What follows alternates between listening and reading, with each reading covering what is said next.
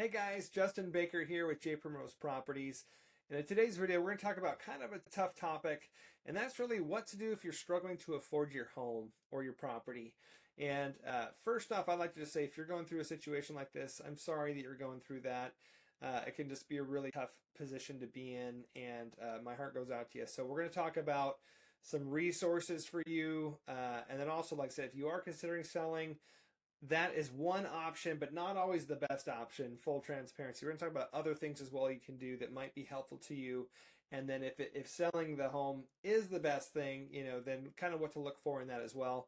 But absolutely, that is not your only option. So I want to go through and talk about some other resources and get into it. So yeah, let's get started. So really right now, things cost a lot more than they used to. I think that's just the long and short of it that a lot of people can agree with is just cost of living is pretty substantial these days. So it's gone up pretty quickly. There's been a lot of inflation, just groceries, everything, gas, everything costs more than it used to, and it can kind of be putting people in a tough spot of affording one, like we said, their main thing, which is their house or their property. So it's really important if this is starting to happen, you want to make sure you get out in front of it. You don't want to wait to the very, very end. If you do, that's okay. There's still options for you, so don't feel like you don't have hope there. But it's better to be out in front of things earlier than later if possible. So a couple different things you want to do. So number one, you want to start by just understanding your true financial situation. So you want to look at your monthly budget, your expenditures. Is there things that you can cut? Is there things that you can reduce your cost of living in? And if so, you want to make sure you try and fix your budget to where you have the funds available to pay the most important things. And again, I'm not a financial advisor or an attorney or a CPA or anything like that. Just someone who wants to kind of shoot a video and help you and let you know what your options are, just as a resource that you can kind of lean into. So one of the things people often talk about too is discretionary versus essential spending. So when you're looking at your budget, you want to look at like what's essential, like what do I have to pay? A lot of times it's your house payment, food, things like that, power bills, like utilities, and then there's discretionary, so things that are nice to spend on, but you don't have to have them. So if you're in that position, you want to really look and see what can I actually cut and what do I absolutely have to spend, so you truly know kind of what your situation is. So some different solutions if it's the mortgage payment or the property taxes that you're trying to pay and you might be falling a little bit behind, is you always want to talk to your lender first. So a lot of times lenders can be really good about helping pause payments or put payments on the back of the loan.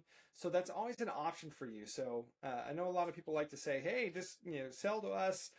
There's a lot of options. So sometimes that's a great solution. Sometimes it's not a great solution. Sometimes it's better to stay in your home and try and figure it out. And so it's really important if you reach out to your mortgage company, more and more these days, they have options available to you that sometimes they can kind of help you with that situation. So also like loan modifications, hardship programs, there's kind of a lot of stuff. Sometimes even governmental programs that can help you stay in your home if that's what's best for you. And you're in that position where it's just you're kind of having a hard time making those payments. So another option, which is what we do, is actually to sell to a cash home buyer. So a lot of times, if we talk to a homeowner and they're in a position, they're like, to be honest, I just want a fresh start. I could try and do these programs, but then it's like it's just not good memories, good feelings here because it's stressful, and I just want a clean start. And so an option for that is to sell to a cash home buyer, because a lot of times if you go to list your property, which you still could do, you're going to have to spend some money to get it ready to be listed. And then when you list it, they're going to come back and ask for certain repairs.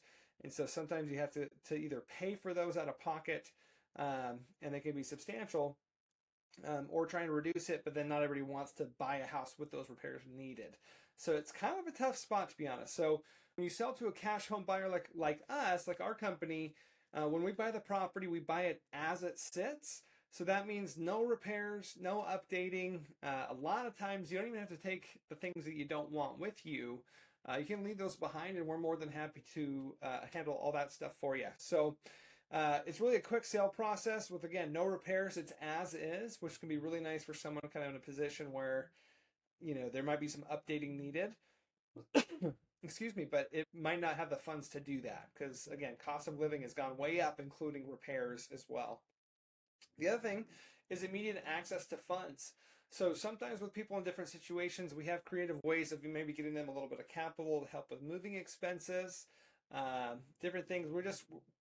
We're really problem solvers. We want to kind of talk to someone and find out, what the best solution for them is, and then try and check as many of your boxes as possible where it works for both sides. So yeah, a lot of times there can be pretty quick access to funds. And then also just reducing the stress by avoiding a super long process. Like I said, say if you go, excuse me, and you list the property, and it might take a month to get an offer. You finally get an offer, then they do inspection, then it falls out, and then you're back on market. And when you're already having a hard time making those payments, that can be kind of a tough spot. And again, more stress.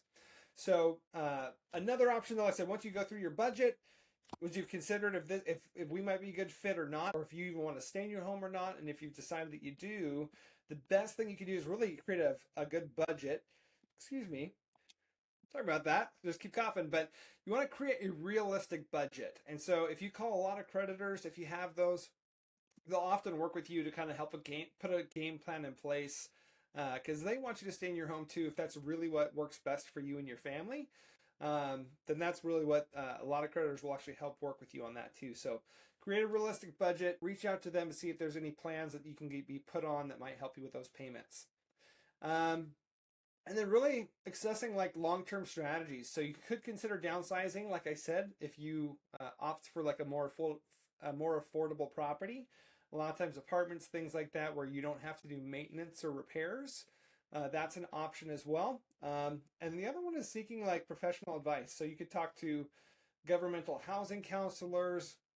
You could talk to financial advisors. You can kind of talk to just even friends that might be savvy that could give you some options to help you in that situation. So yeah, so basically there's also community resources, which I mentioned a little bit before, but there's financial assistance from nonprofits, government programs, community services. So if you're in a tight spot like that, that's something you definitely look at as well. So that's pretty much it. So if you're in that position, again, I am sorry that you're dealing with that. There's a lot of help available to you. A lot of times if it's a mortgage company, I'd recommend calling them, seeing kind of what programs they have to help you if you want to stay in the home. Another one is talking to governmental programs, seeing what's available, seeing if you qualify for some of that stuff. You absolutely could list the home, just knowing that you might have to spend some money for repairs and the inspection item. Or if you're like, hey, I just want a fresh start, I don't want to worry about it, and you might want to sell and just kind of see what your home would be worth. We'd love to have a conversation with you and see if we might be a good fit and be of service to you and be able to check those boxes that we spoke about before and really kind of hit the needs that you have for the home sale. So that's my video for today. Thank you guys so much for watching. If you have any questions, definitely reach out. I'd love to have a conversation with you. So thank you so much. I hope you have a great day.